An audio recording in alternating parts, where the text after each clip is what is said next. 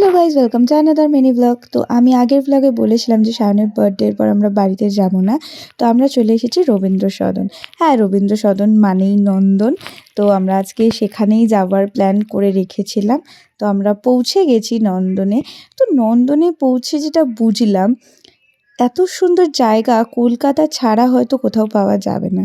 এই যে একটা বাঙালিয়ানা ব্যাপার, এত সুন্দর একটা পরিবেশ, এটা হয়তো অন্য কোথাও নেই।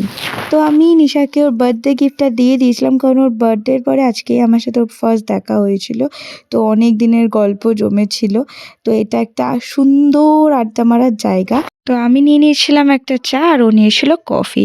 তো আমরা চেয়ার্স করে এটাই খেয়ে নিলাম আর অনেক গল্প করলাম, অনেক আড্ডা মারলাম, অনেক জমানো কথা ছিল সেগুলো বললাম। তারপরে আমরা একটুখানি রিলস করে নিলাম, তারপর আর কি বাড়িতে চলে গেলাম। আমি যেহেতু খুব টায়ার্ড ছিলাম। চলো, দেখা হবে নেক্সট ভিডিওতে। টাটা।